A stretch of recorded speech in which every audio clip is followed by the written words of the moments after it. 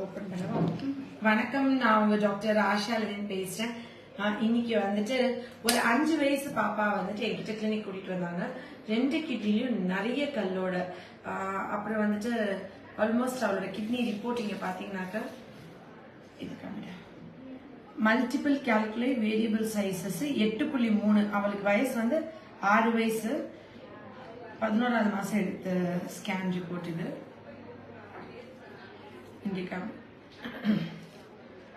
இப்பதான் அவளுக்கு 6 வயசு. 24/11 எடுத்த report. Multiple calculi variable sizes 8.3 millimetre ஒரு கிட்னில. மல்டிபிள்னா நிறைய கல் இருக்குன்னு அர்த்தம். இடது கிட்னிலயும் நிறைய கல் இருக்கு. ஓகே, இப்ப வந்து இருடா இப்ப வந்து அவங்க விழுந்த கல் எல்லாம் கொண்டு வந்திருக்காங்க. இவ்வளவு பெரிய கல் வந்து ஒரு 6 வயசு குழந்தை பாஸ் பண்ணிருக்கா. இந்த குட்டி கல் வரும்போது கூட வலிச்சுச்சான். அவளே குட்டி பாப்பா, இதெல்லாம் பெரியவங்களுக்கே பாஸ் பண்ண முடியாது. ஆஸ் ஆஃப் நவ் இவ்வளவு கல் வந்திருக்கு. தெரியுதா?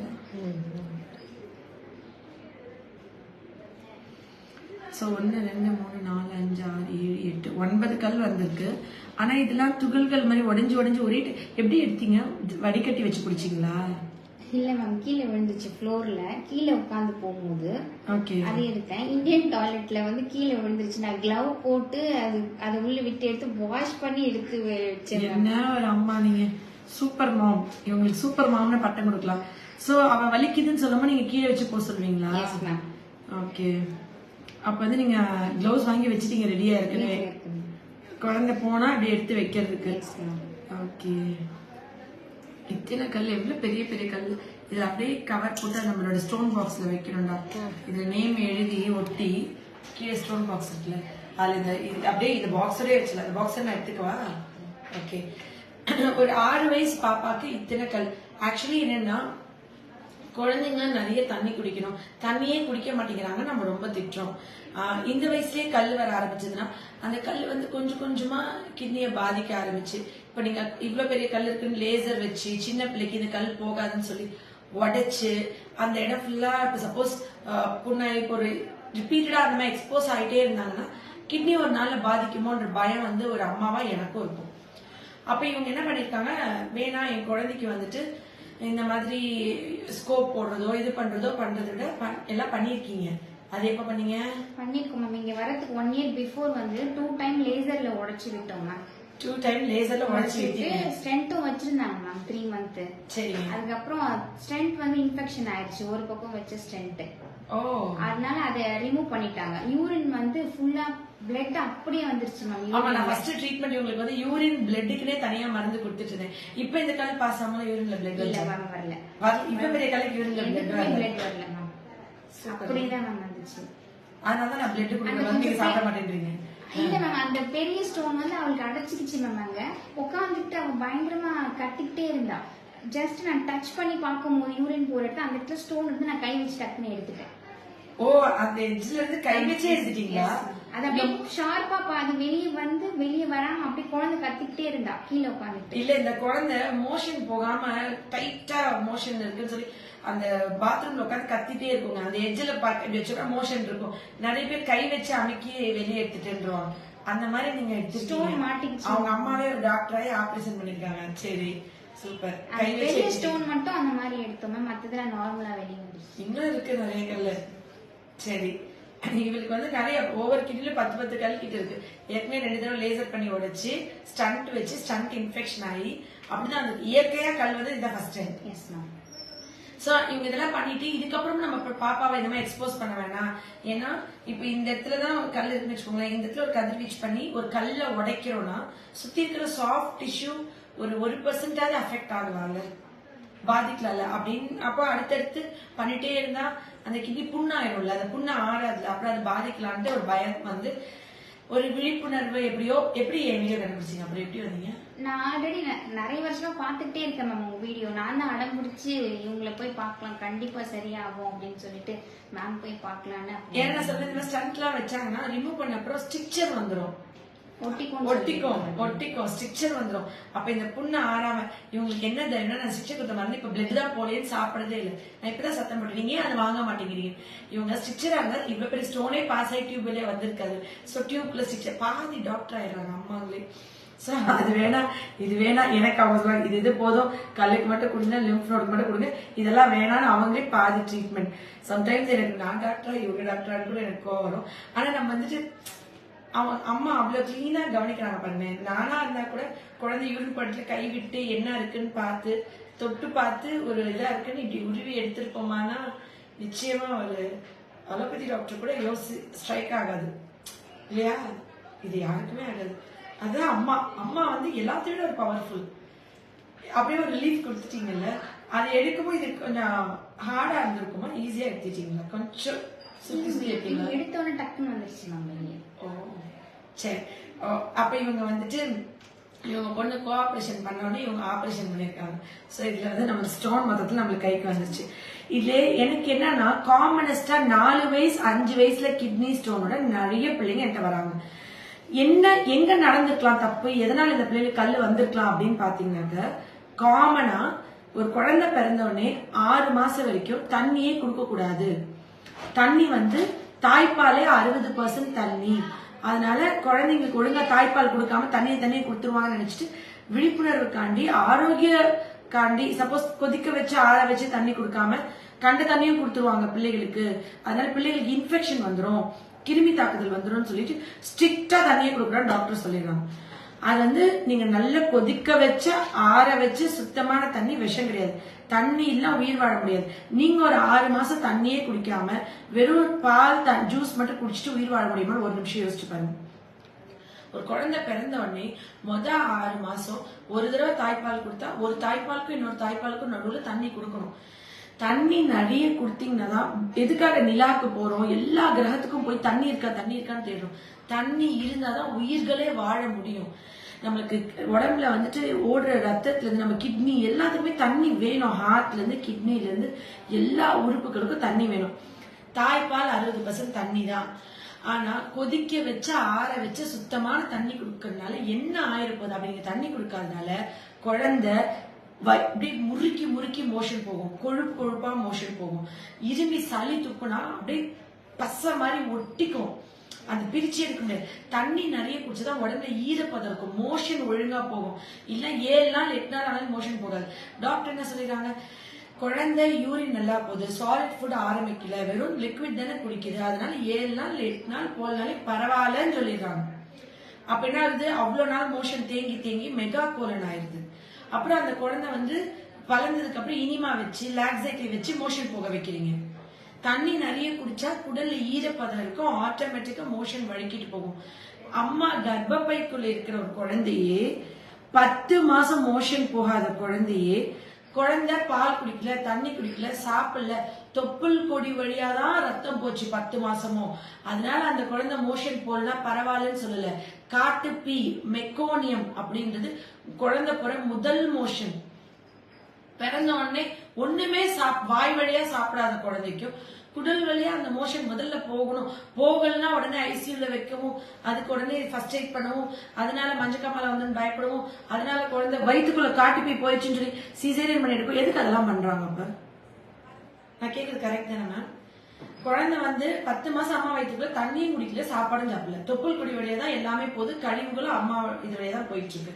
அப்படி இருக்கிற குழந்தைய பிறந்த உடனே முதல் மோஷன் போயிடுச்சான்னு ஏன் பாக்குறோம்? ஏன் அந்த பிளாக் ஃபர்ஸ்ட் மோஷன் போயே ஆகணும்னு வெயிட் பண்றோம்? ஏன் போக சொல்றோம்? அப்ப போக கூடாதுன்னு. அப்ப 7-8 நாள் ஆனாலும் ஓகே தானே? நான் சொல்றது புரியுது? லாஜிக்கலா குழந்தை வந்து போகணும். அப்ப தண்ணி நிறைய குடிச்சா சும்மா இவ்வளவுண்டாச்சும் அந்த குழந்தை வந்துட்டு போகும். நிறைய தண்ணி குடுக்கறதுனால வியாதி கிடையாதுங்க. முதல்ல ஒரு குழந்தை பிறந்தா தடுப்பூசிக்கு ஆஸ்பத்திரி கூட்டு போவோம். அப்புறம் அந்த குழந்தைக்கு எனக்கு தெரிஞ்சது நான் +2 தான் ஒரு தடவை டைஃபாய்டு ஃபீவர் வந்து ஹாஸ்பிட்டல் போயிருக்கேன். ஹாஸ்பிட்டல் இவ்வளவு நீங்க போயிருக்கீங்களா? நீங்க குழந்தைல இருந்து வளர்ந்து கல்யாணம் பண்ற வரைக்கும் இத்தனை தடவை ஹாஸ்பிட்டல் போயிருக்கீங்களா? 4 வருஷம் 5 வருஷத்துக்கு ஒரு தடவை ஃபீவர் ஏதாவது வந்துருக்கலாம். இப்ப தண்ணியே கொடுக்க கூடாது, வியாதியே வரக்கூடாது அப்படின்னு சொல்றாங்க. தண்ணி கொடுத்தா வியாதி வந்துடும். அப்படி கொடுக்காத குழந்தைய வருஷத்துல அட்லீஸ்ட் 200 டேஸ் ஆச்சு ஹாஸ்பிட்டல் பக்கம் போறீங்களா? போறீங்க. மாசத்துல 2 நாளாவது போயிருவீங்கல்ல. நீங்க தண்ணியே கொடுக்க கூடாது, தண்ணியில தான் வியாதி பரவுதுன்னா தண்ணி நிறைய குடிச்சவங்க ஹாஸ்பிட்டல் பக்கம் போக மாட்டாங்க. குழந்தை பிறந்து 6 மாசம் நல்லா கொதிக்க வச்சு ஆற வச்சு தண்ணி நிறைய குடுக்குறாங்கல்ல, அவங்க ஹாஸ்பிட்டல் பக்கம் போகவே மாட்டாங்க. நல்லா பாருங்க. உங்க அப்பா அம்மா எப்படி வளர்த்தாங்க? என் ஆயாவை கேட்ட தண்ணி கொடுத்தேன் நாங்க, எங்க அம்மா கேட்ட எனக்கு தண்ணி கொடுத்தேன் நாங்க. எங்க ஆயா கொல்லுப்பாட்டை முப்பாட்டை வாழ்ந்த மாதிரி ஒரு 100 வயசு வாழ்ந்தா போதும் தானே, யாரும் 500 வயசு வாழ போறது இல்லையே. நான் கேட்கறது கரெக்டா தப்பா? கொதிக்க வச்ச ஆற வச்ச சுத்தமான தண்ணி. நான் இத்தனைக்கு என் குழந்தைங்களுக்கு எல்லா மினரல்ஸும் எடுத்துதான் மினரல் வாட்டர் அப்படின்ற மாதிரி கூட சொல்லி கொடுத்துட்டேன் அஸ்வினேஷுக்கு. அவங்கன்னா அதுக்குதான் பழகிட்டாங்க. நான்லாம் எங்களோட ஜஸ்ட் கிணத்து தண்ணியை நல்லா கொதிக்க வச்சு ஆற வச்சு அதான் இப்ப வரைக்கும் குடிக்கிறேன். இல்ல கவர்மெண்ட்ல இருந்து தண்ணி கொடுக்குறாங்களா பைப்ல போர் போட்டு நிலத்தடி நீர், அதுதான் நான் குடிச்சிட்டு இருக்கேன். இது வரைக்கும் நான் மினரல் வாட்டர் எங்க டிராவல்ல வழி இல்லாதப்பதான். எங்க வீட்டுல எனக்கு ஒரு நாள் சீரகம், ஒரு நாள் கொய்யா இலை, ஒரு நாள் நெல்லி இலை, ஒரு நாள் மா இலை, பலா இலை, வில்வ இலை, இந்த மாதிரி போட்ட தண்ணி தான் நான் குடிப்பேன். ஒரு நாள் மல்லி தண்ணி, ஒரு நாள் சீரக தண்ணி, இந்த மாதிரி போட்ட தண்ணி தான் நான் குடிச்சிட்டு இருக்கேன். நீங்க எல்லாம் பாப்பா கல்லுக்குல ஒரு நாள் வெட்டி வேர் போட்ட தண்ணி, ஒரு நாள் 2 துளசி போட்ட தண்ணி, துளசி எல்லாம் ஸ்டோன் ஃபார்ம் ஆகாது.